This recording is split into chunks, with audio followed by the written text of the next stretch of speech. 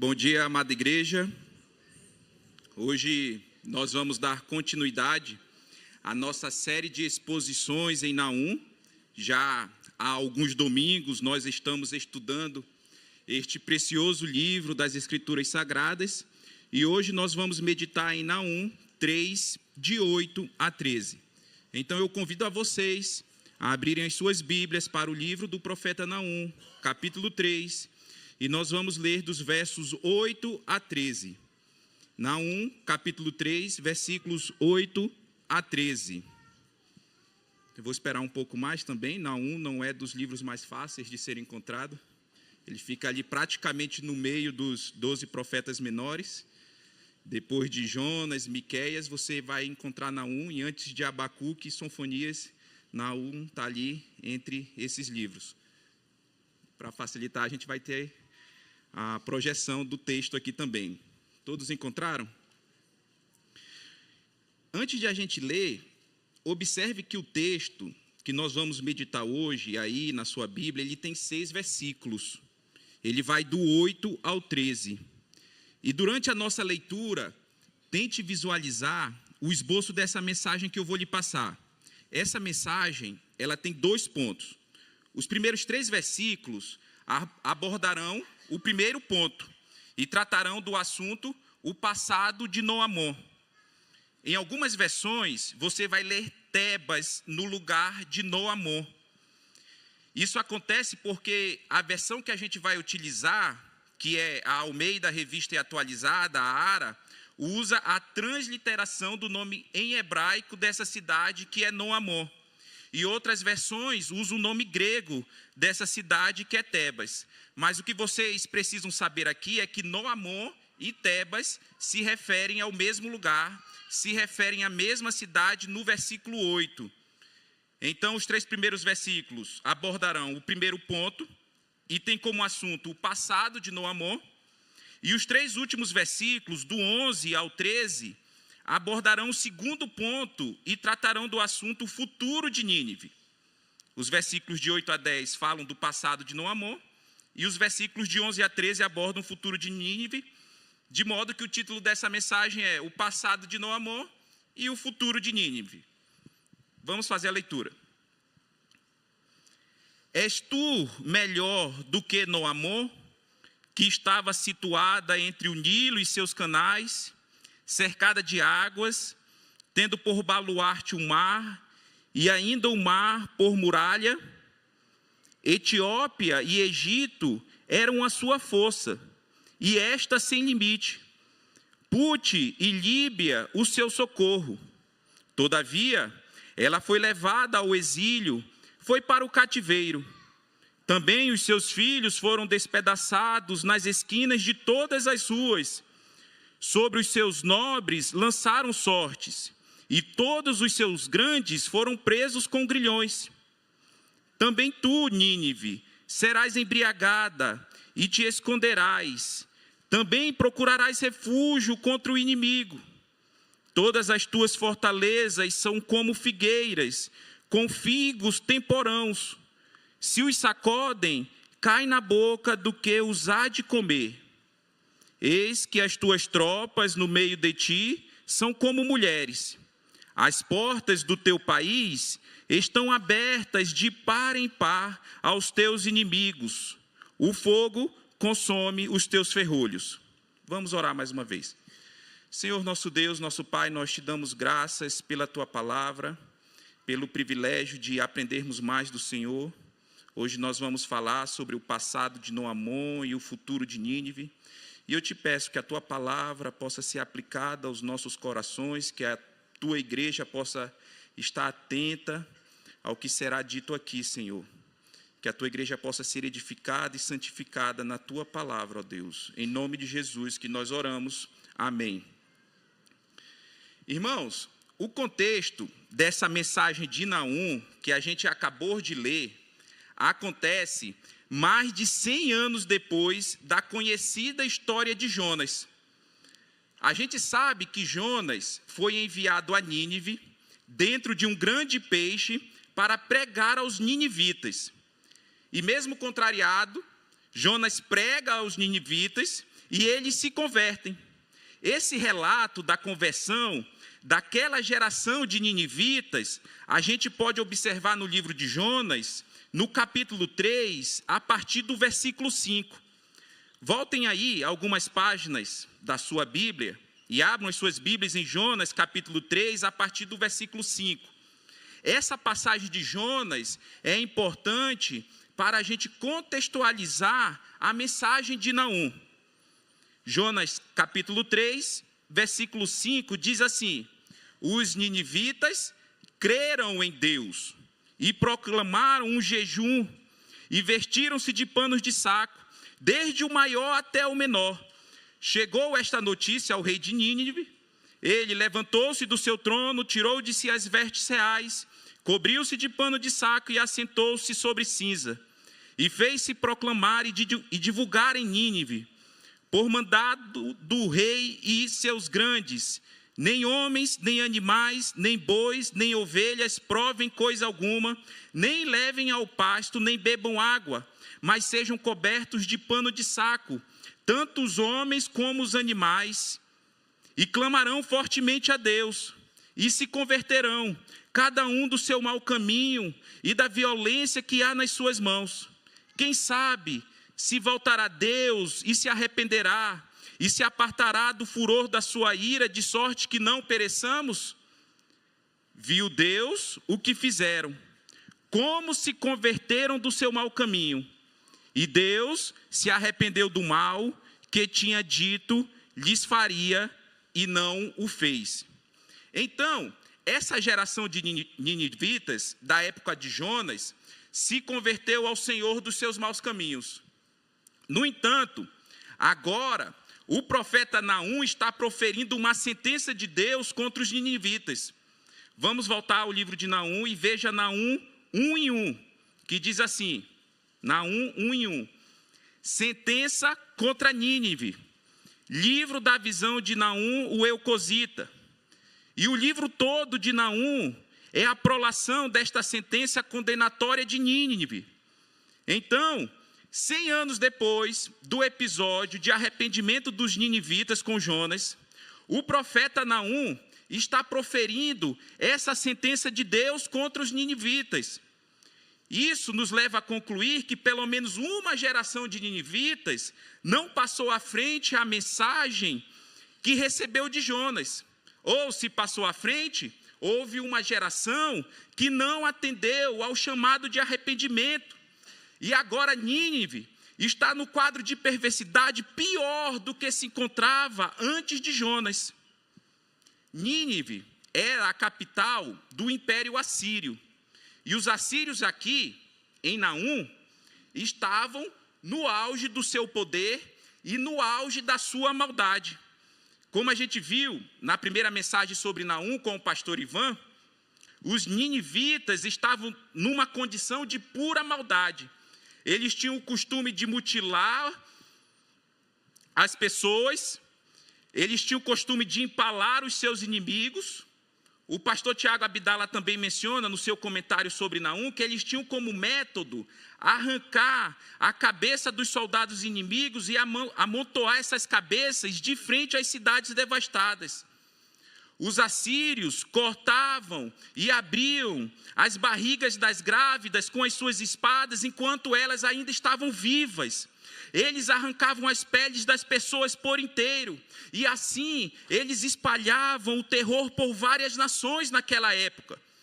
E isso levava o povo de Deus a perguntar quando Deus iria julgar os ninivitas. Onde está o Senhor? Os assírios cruéis continuam aí, dominando outros povos, cometendo injustiças e atrocidades. Onde está a justiça de Deus? Eles continuam espalhando o terror por pura maldade. Eles continuam acumulando riquezas. Quando Deus julgará os assírios? E é aqui que Deus levanta o profeta Naum para pronunciar a sua sentença contra Nínive. E essa sentença começa com Deus justamente lembrando ao seu povo que ele é o verdadeiro soberano da história. E essa primeira parte da sentença é importante porque os reis assírios gostavam de se descrever como reis onipotentes. Eles gostavam de exaltar a si mesmos. E o povo de Judá estava começando a acreditar nisso. Então, antes de mostrar o que Deus faria com Nínive, era necessário mostrar quem Deus era e quem Deus é. Veja, em Naum, capítulo 1, a partir do versículo 2. Naum 1, a partir do versículo 2. O Senhor é Deus zeloso e vingador. O Senhor é vingador e cheio de ira. O Senhor toma vingança contra os seus adversários e reserva indignação para os seus inimigos. O Senhor é tardio em irar-se, mas grande em poder e jamais inocente o culpado. O Senhor tem o seu caminho na tormenta e na tempestade, e as nuvens são o pó dos seus pés.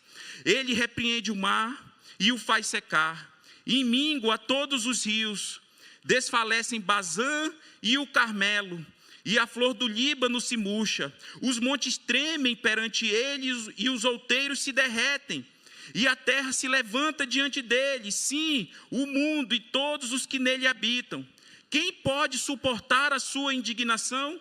E quem subsistirá diante do furor da sua ira? A sua cólera se derrama como fogo, e as rochas são por ele demolidas. O Senhor é bom, é fortaleza no dia da angústia, e conhece os que nele se refugiam. E a partir do versículo 8, Deus vai dizer o que vai fazer com Nínive. E ele vai expor as razões pelas quais Nínive deveria ter certeza de que a ira divina se manifestaria. E em seguida, a gente chega no capítulo 3, onde se encontra o texto que nós vamos meditar nesta manhã. Nesse mesmo capítulo 3, nós temos também a conclusão dessa sentença de Deus contra Nínive.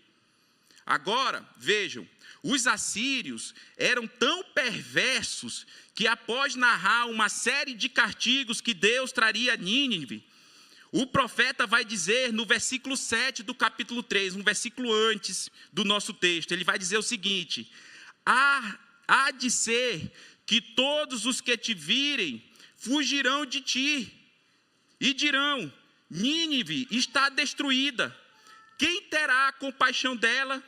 De onde buscarei os que te consolem? E estas perguntas são retóricas. A resposta que se espera aqui é bastante óbvia. As nações viriam à destruição de Nínive e ninguém teria compaixão dela. Não haveria ninguém para consolar Nínive.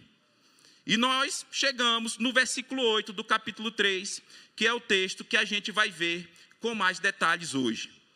E esse versículo 8 começa com uma outra razão pela qual Nínive deveria ter certeza do juízo iminente de Deus. Nínive deveria considerar o que houve com o seu principal inimigo na antiguidade, a cidade de Noamon. A cidade de Noamon era a antiga capital do Egito.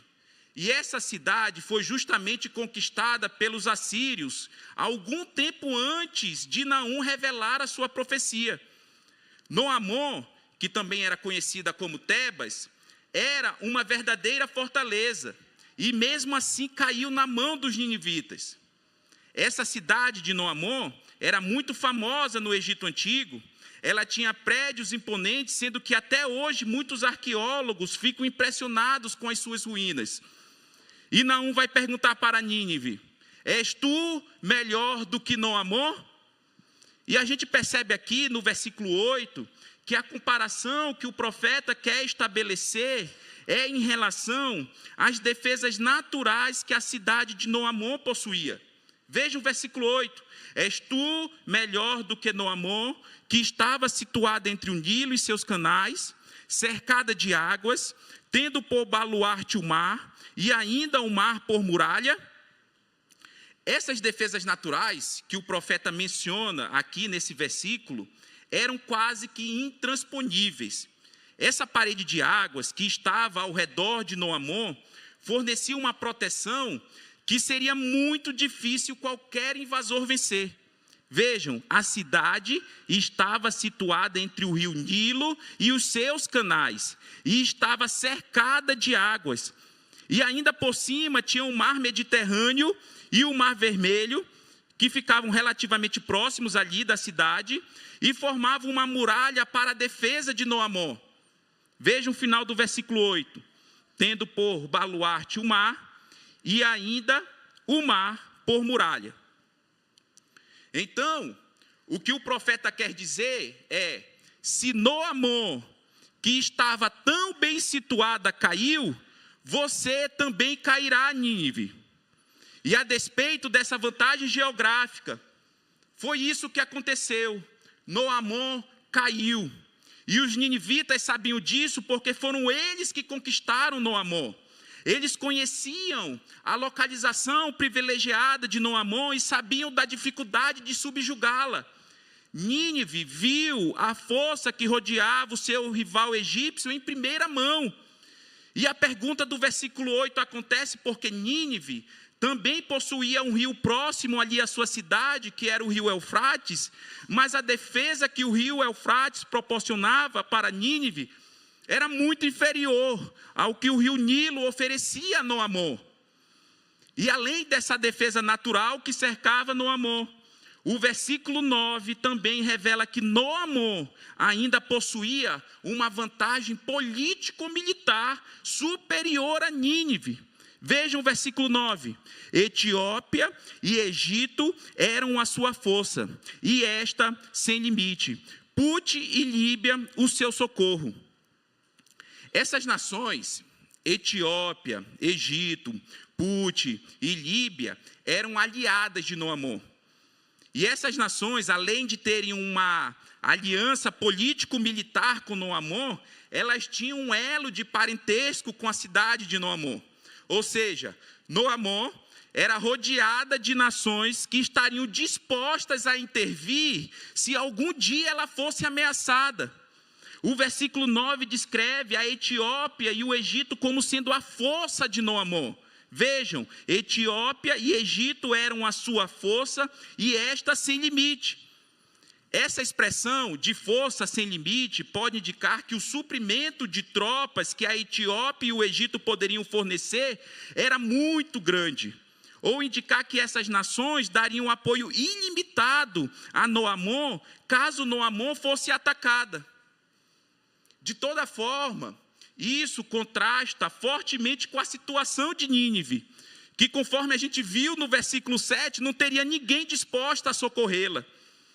O versículo 9 também informa que Pute e Líbia eram socorro de Noamon. Noamon possuía aliados que estavam bem posicionados de maneira estratégica e em grandes números. Mas, isso da perspectiva divina, essas forças eram nada. Se Deus decretou que Noamon cairia, isso ia acontecer, a despeito de qualquer vantagem natural ou a despeito de qualquer vantagem política ou humana. Noamon possuía essas defesas naturais que a gente viu no versículo 8 e também possuía apoio político-militar que a gente viu no versículo 9. Todavia, ela foi levada ao exílio. Veja o versículo 10. Todavia, ela, Noamon, foi levada ao exílio, foi para o cativeiro.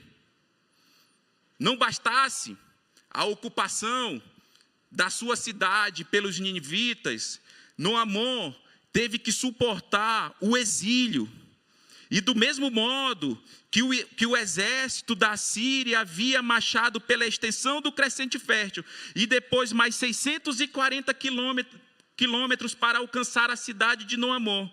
Agora vários habitantes da cidade teriam que percorrer o caminho de volta para o cativeiro que eles seriam forçados a experimentar. O pastor Ivan comentou na primeira mensagem sobre a profecia de Naum, que esse percurso para o exílio era marcado por um sofrimento brutal. Esse trajeto era feito desprovido de qualquer cuidado. O povo ia andando por um longo caminho até o exílio e cada um que lutasse para sobreviver. Quem sobreviver, sobreviveu. O versículo 10 também vai retratar a brutalidade com que os assírios conquistaram Noamon. Vejam, também os seus filhos foram despedaçados nas esquinas de todas as ruas. A figura aqui é de crianças sendo despedaçadas e esmagadas contra as pedras e os edifícios públicos da cidade. E o texto fala que isso ocorria nas esquinas de todas as ruas, em locais públicos, à vista de todos. Sem nenhum remorso, os ninivitas destruíam completamente os bebês inocentes e as crianças de Tebas. E em relação aos nobres e aos grandes da cidade de Noamon, o que aconteceu com eles? O versículo 10 também vai dizer: sobre os seus nobres lançaram sortes, e todos os seus grandes foram presos com grilhões. Isso significa que os principais homens de Tebas tornaram-se escravos e foram levados para o exílio acorrentados. Os assírios lançaram sortes para determinar quem obteria qual escravo.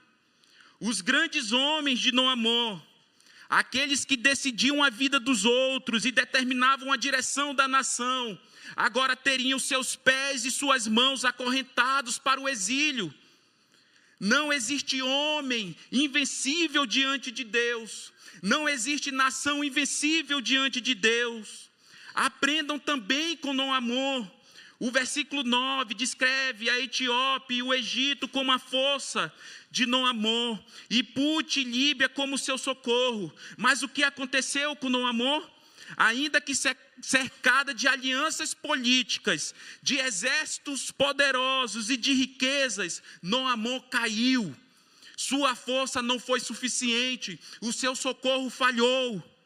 E isso deve levar o povo de Deus a perguntar: de onde vem a nossa força? De onde vem o nosso socorro?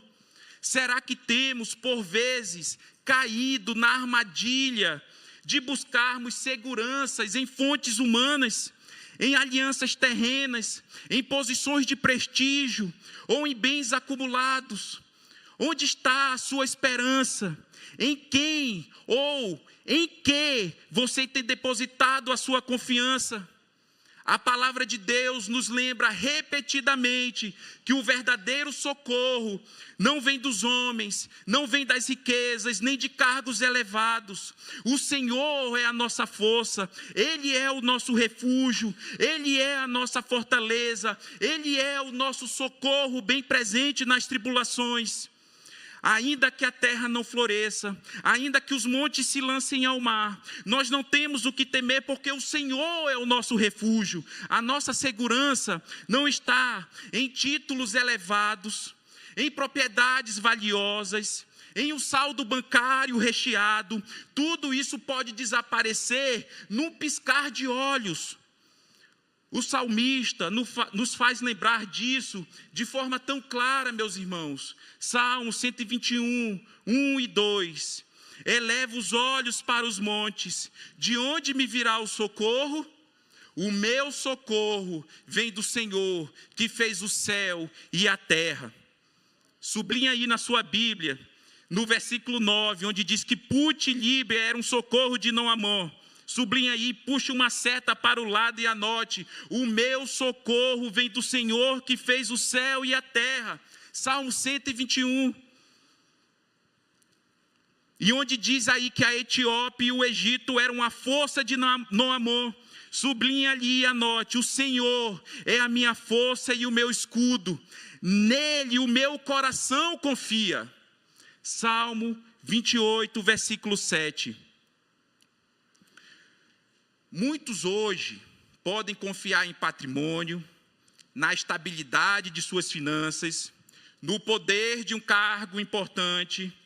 Mas o que a Bíblia nos diz? Jeremias 9, versículos 23 e 24. Não se glorie o sábio na sua sabedoria, nem o forte na sua força, nem o rico nas suas riquezas. Mas o que se gloria, glorie-se nisto, em me conhecer e saber que eu sou o Senhor e faço misericórdia, juízo e justiça na terra, porque destas coisas me agrado, diz o Senhor. Salmo 20, versículo 7. Alguns confiam em carros e outros em cavalos, mas nós confiamos, nós nos gloriaremos no nome do Senhor, o nosso Deus. Esses carros e cavalos dos nossos dias podem ser compreendidos como bens materiais, investimentos, status social, influência, mas tudo isso pode ruir. A história de Noamon nos alerta isso. Aquilo que parecia invencível caiu. A cidade confiava em alianças humanas, em sua força militar e em seus recursos. E, no entanto, tudo isso falhou. Você está confiando no seu dinheiro, no seu cargo, em seu patrimônio. Lembre-se, tudo isso é passageiro. O verdadeiro sustento, a verdadeira paz e a verdadeira segurança vem de um único lugar, do Senhor Deus, o Criador dos céus e da terra. Se a nossa confiança estiver em qualquer outra coisa que não seja o Senhor, nós precisamos realinhar o nosso coração, porque no fim o Senhor é o único refúgio seguro, a nossa verdadeira fortaleza, aquele que jamais falhará. A queda de Noamon nos ensina que depositar a força e o socorro em poderes humanos é uma insensatez absoluta, meus irmãos. A muralha de água que rodeava Noamon e seus aliados políticos só poderiam protegê-la até o dia que o Senhor quisesse. Aprendam também com Noamon. E o nosso texto continua. Agora, o profeta vai dizer no versículo 11: também tu, Nínive, serás embriagada e te esconderás. Nos 3 primeiros versículos, a gente viu o que aconteceu com Noamon. Agora, os próximos 3 versículos dirão o que acontecerá com Nínive. Tal como foi o destino de Noamon, assim também seria o destino de Nínive. E então, agora, o profeta vai usar, nesses versículos de 11 a 13, percebam aí, de 11 a 13, ele vai usar 5 imagens diferentes para mostrar o destino de Nínive. Essas imagens são comparações que o profeta vai fazer, e elas são as seguintes. Observem aí no seu texto. No versículo 11, nós temos a imagem de um bêbado cambaleante, na primeira parte do versículo. E na segunda parte nós temos a imagem de um fugitivo em pânico. O versículo 12 apresenta a imagem de uma figueira que é sacudida. E as 2 últimas imagens estão no versículo 13, que são de uma mulher frágil, na primeira parte do versículo, e a de uma cidade com portões abertos, na parte final do versículo 13. Vamos à primeira comparação? Versículo 11. Também tu, Nínive, serás embriagada. A imagem aqui é de um bêbado cambaleante e totalmente impotente diante dos golpes da ira divina. Nínive não teria chances alguma de defesa contra os ataques dos seus inimigos. E como consequência disso, nós temos a segunda imagem. Nínive será forçada a se esconder e a buscar refúgio contra os seus inimigos. Continuando o versículo 11. E te esconderás, também procurarás refúgio contra o inimigo. A cena aqui é a de um fugitivo em pânico. Nínive procuraria refúgio contra o inimigo, mas não encontraria. Um importante destaque a se fazer aqui é essa palavra refúgio que vocês estão vendo aí no versículo 11, no original, ela é maós. E o profeta Naum usa esse termo maós somente 2 vezes aqui na sua profecia. O termo original aparece aqui no versículo 11, maós, do capítulo 3, e é traduzido por refúgio. E a outra vez que maós aparece é no capítulo 1, versículo 7, que a gente leu. No capítulo 1, versículo 7, a palavra maós é traduzida como fortaleza.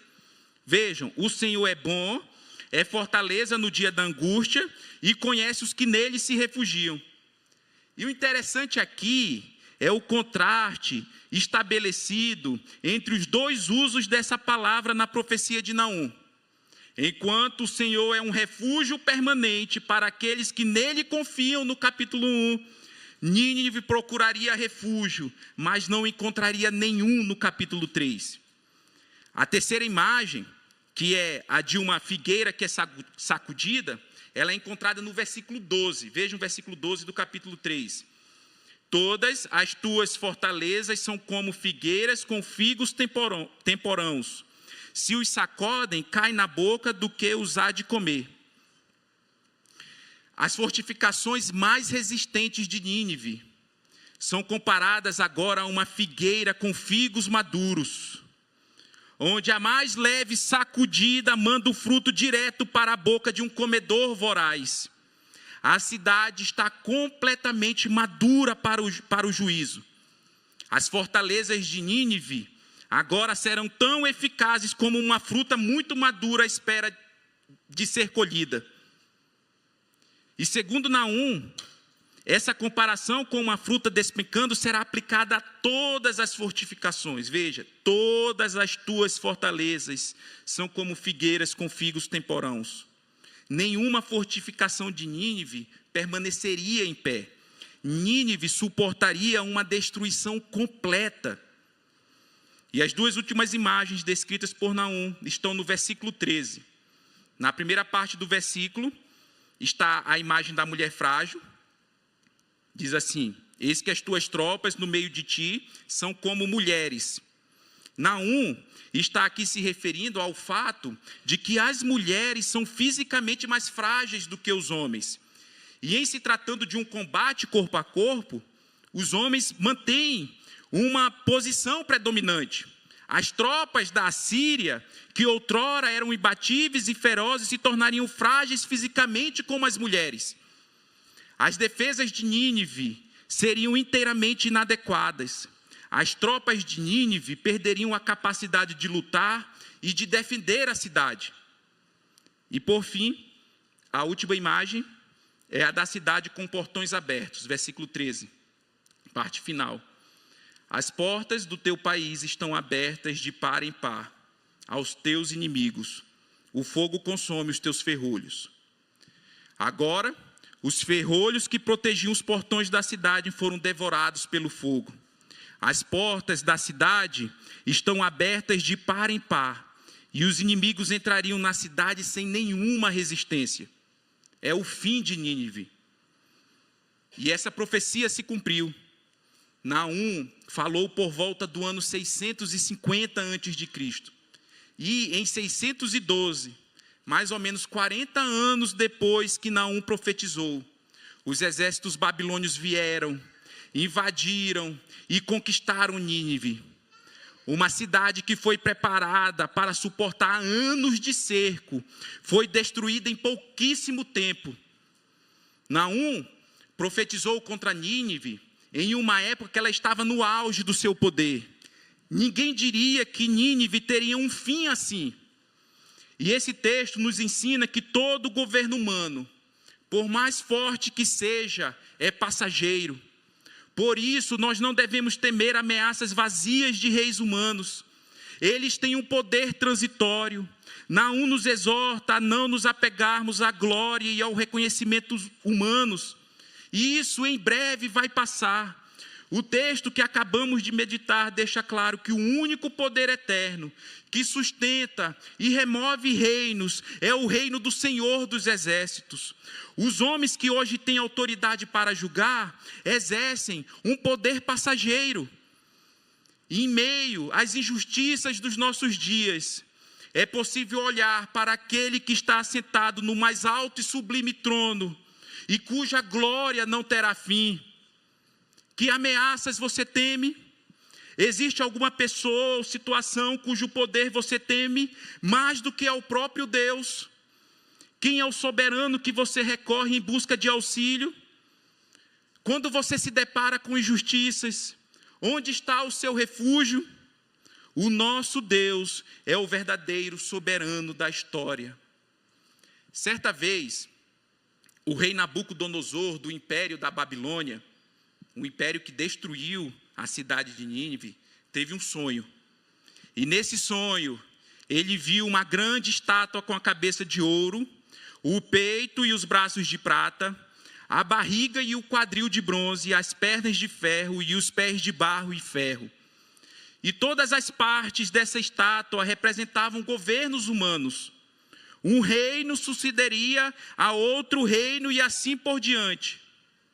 Mas no fim do seu sonho, enquanto Nabucodonosor observava, uma pedra foi cortada de uma montanha e essa pedra atingiu os pés da estátua. E essa estátua se desintegrou em pedaços minúsculos que o vento levou como se fosse pó. Mas a pedra que derrubou a estátua se tornou uma grande montanha que cobriu toda a terra. Essa pedra representa o nosso Senhor Jesus. Um dia, Ele mesmo destruirá com o sopro da sua boca o último governo humano e estabelecerá o seu reino que jamais terá fim. Este reino permanecerá para sempre. O nosso Senhor Jesus é o fim da história. Paulo, quando escreveu aos Romanos, em Romanos 8:18, ele disse, Romanos 8:18, porque para mim tenho por certo que os sofrimentos do tempo presente não podem ser comparados com a glória a ser revelada em nós. O destino inevitável de todo crente é a glória. A palavra de Deus nos garante que todo aquele que crê em Cristo como seu único e suficiente Salvador será glorificado. Num momento, num abrir e fechar de olhos, ao ressoar da última trombeta. A trombeta soará, os mortos ressuscitarão incorruptíveis e nós seremos transformados. Mas para você que pratica a injustiça, arrependa-se dos seus pecados. Deus julgará com justiça os arrogantes opressores. Não se engane, de Deus não se zomba, pois aquilo que o homem semear, isso também ele ceifará. Essa lição do juízo de Deus, um Deus que julga a maldade, deve gerar em nossos corações um temor ao Senhor. Naum 3:5 diz que Deus estava contra Nínive. Eis que eu estou contra ti, Nínive, diz o Senhor dos Exércitos. Não tenha o Senhor contra você também. O que você precisa confessar diante de Deus e abandonar para ter Deus do seu lado e não contra você. Não é bom ter Deus contra você. Terrível coisa é cair nas mãos do Deus vivo. Se você que não teme ao Senhor e não tem o seu filho Jesus como seu Salvador, o destino que lhe aguarda é de muito sofrimento. Você está debaixo da ira de Deus. Arrependa-se dos seus pecados. Creia no Senhor Jesus. Seja salvo e tenha paz com Deus. Se com tua boca confessares Jesus como Senhor e em teu coração creres que Deus os ressuscitou dentre os mortos, serás salvo. Mas se você não crê, você já está condenado, porquanto aquele que não crê no unigênito Filho de Deus já está condenado. Arrependa-se enquanto há tempo. Buscai o Senhor enquanto se pode achar. Invocai-o enquanto está perto. Deixe o perverso o seu caminho, o iníquo os seus pensamentos. Converta-se ao Senhor, que se compadecerá de ti. E volte-se para o nosso Deus, porque Ele é rico em perdoar. Naum nos ensina que o Senhor é justo e santo, e Ele não deixa o pecado impune. Ele resiste aos soberbos, mas dá graça aos humildes. Se hoje você ouve o chamado de arrependimento, não endureça o seu coração. A queda de Nínive não foi fruto do acaso, mas da execução do juízo divino. E assim será quando Cristo vier, para estabelecer o seu reino eterno. Que você não esteja entre aqueles que serão lançados num lago de fogo para sofrer eternamente, mas que você encontre refúgio em Cristo, o único Salvador, aquele que morreu e ressuscitou para dar vida eterna a todos os que nele creem. Para aqueles que estão em Cristo, não há condenação. Mesmo em meio às injustiças e sofrimentos deste mundo, nós podemos ter a plena confiança de que Deus está no trono e é soberano sobre todas as coisas. E que esta mensagem de Naum desperte em nós um coração reverente, um temor reverente, levando-nos a viver uma vida em santidade e olhando firmemente para Jesus, o nosso autor e consumador da nossa fé. Amém? Vamos orar mais uma vez. Santo Deus, nós vimos que o Senhor é um Deus que não deixa impune o pecado, ó Pai. Perdoa os nossos pecados. Que nós possamos, ó Deus, correr para o centro da Tua vontade, que o Teu Santo Espírito nos ilumine. Desperte em nós um desejo profundo de Te conhecer mais, de fazer a Tua vontade, de estarmos ao Seu lado e não contra o Senhor, ó Deus. Abençoa a Tua igreja, que ela seja edificada e santificada. Obrigado pela Tua palavra, ó Deus. Obrigada porque o Senhor se revelou a nós. E a Tua palavra é mais doce do que o mel. Ela é mais valiosa do que o ouro. Obrigado, Senhor. Em nome de Jesus. Amém.